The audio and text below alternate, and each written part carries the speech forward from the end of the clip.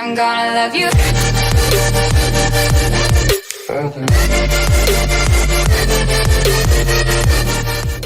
Et bien c'est donc c'est Charoux, j'espère que vous allez bien. Aujourd'hui on se retrouve pour la review de l'épisode 101 Dragon Ball Super.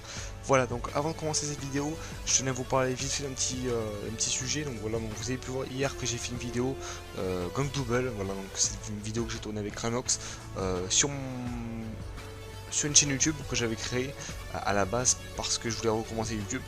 Mais bien sûr je fais une vidéo d'explication pourquoi je reprends YouTube. Mais voilà, donc soyez pas étonnés pourquoi je fais une review sur cette chaîne YouTube là. Parce que je reprends tout simplement cette chaîne. Mais je vous expliquerai dans une prochaine vidéo pourquoi. Voilà, donc soyez pas étonnés. Voilà. Du coup, alors c'est un truc qu'on change dans les reviews. La preview.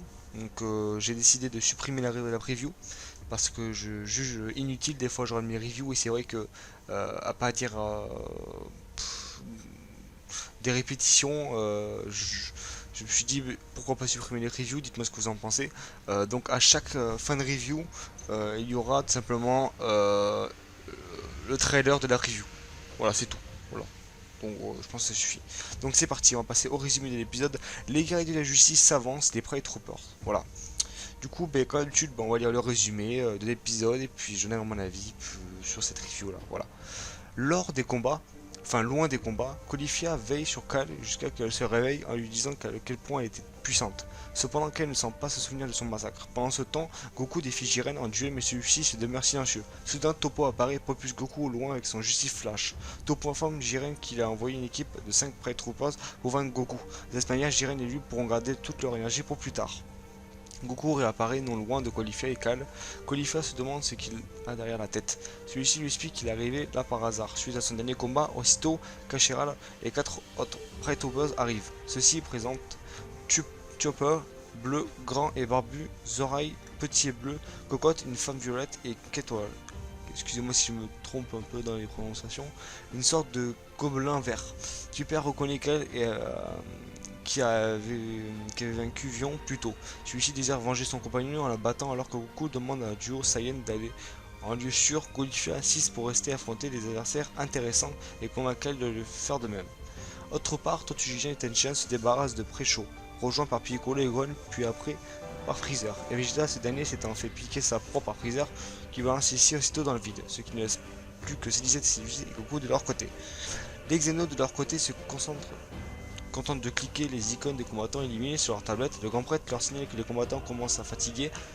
Les dieux se demandent où est Goku et il s'avère qu'il affronte Tupper contre qui il est en difficulté. Cependant, il est secouru par C18 avec l'aide de qui il arrive à l'envoyer dans le vide. Suite à cela, les 4 Pride Troopers se regroupent pour affronter le duo Saiyan féminin qui se trouve en difficulté, mais contre toute attente, Kale se met à maîtriser ses pouvoirs et avec l'aide de Caulifla réussit à se débarrasser de 3 d'entre eux.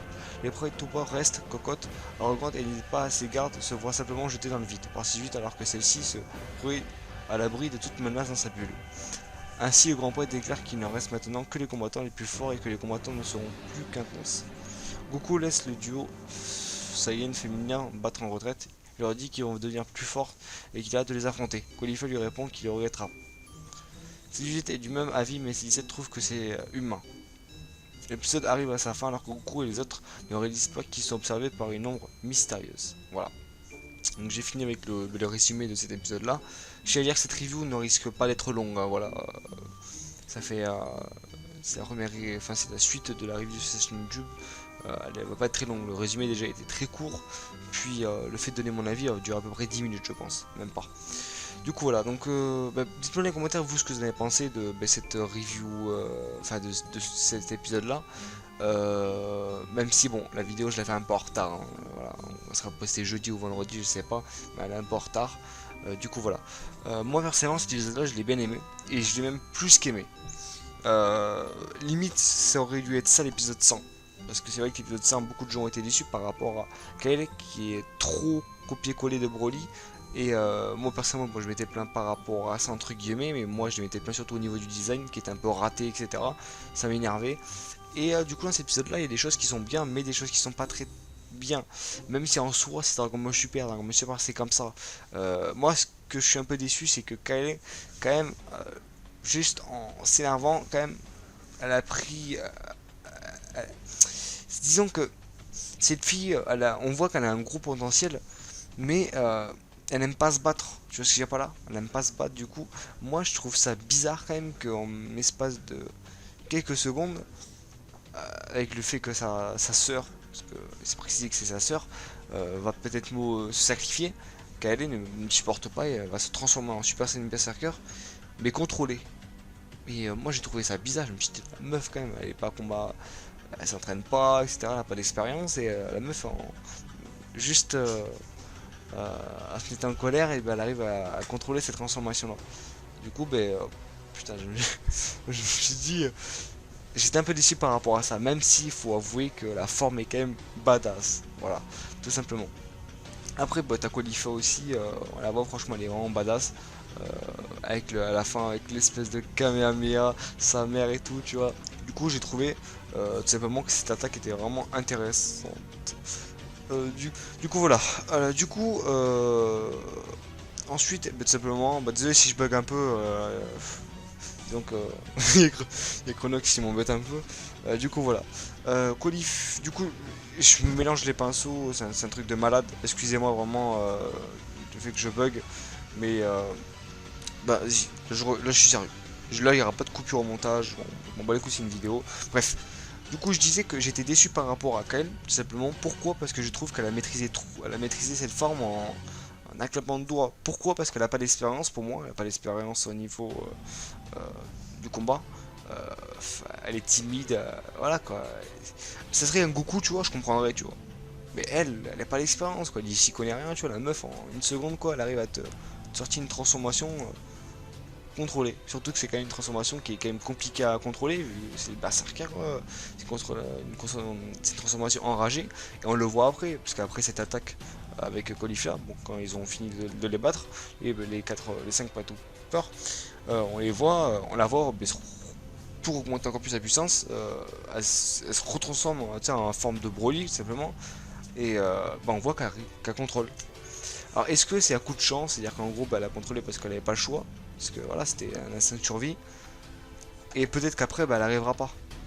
Je pense pas, ça serait pas logique, parce que c'est vraiment... Bah, pour moi, parce que j'en ai discuté avec MX60, etc., je me suis dit, si elle avait pas un rôle important dans cet arc-là, et dans ce tournoi-là, elle aurait été éliminée par Jiren, c'est-à-dire qu'en gros, elle aurait été... ça serait sorti de l'arène, quoi. Mais le fait de l'avoir laissé dans l'arène, je pense qu'il y a une importance par rapport à ça. Même Caulifla, à un moment, bah, elle a été éjectée. Hit, il a fait son attaque, le Tokishabashi, un truc comme ça, voilà, un truc comme ça.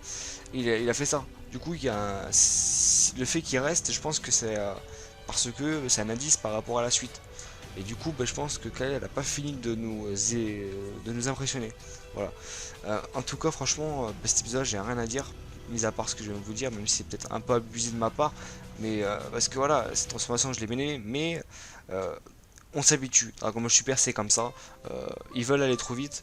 Et c'est ça que j'aime pas en Dragon Ball Super, c'est que les transformations, ça va trop vite, quoi. Les mecs, ils arrivent à contrôler une transformation en 2-2, quoi. Enfin, et je suis un peu déçu. Et même, on voit les combats, ça va trop vite, quoi, tout simplement. Voilà. Bah, du coup, voilà, j'ai à peu près donné mon avis. Bah, après, tu vois, Goku, avec Jiren, Topo, il intervient. C'est juste aussi, enfin, voilà. Du coup, voilà. Je pense que j'en ai fini avec cette review là, dites-moi dans les commentaires ce que vous en pensez. Et puis voilà. Puis voilà. Tout simplement. Bon les gars, tout simplement je vais vous dire, je vais vous laisser sur cette vidéo. On se retrouve pour le trailer de la preview en fin de vidéo. Donc pour ceux qui veulent pas spoil, je vous invite à quitter la vidéo maintenant, puisqu'après il y aura la preview. Donc voilà.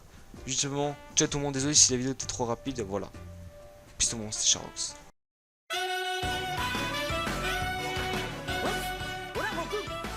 ブリアン率いる大宇宙の女戦士軍団がついに本領を発揮してきた。あいつらクラクラするような変身して力の大会の戦況を一変させやがった。オラと17号で愛の大宇宙と情熱バトルだ。次回「ドラゴンボールスーパー愛の力が大爆発」大宇宙の魔女っ子戦士絶対見てくれよな。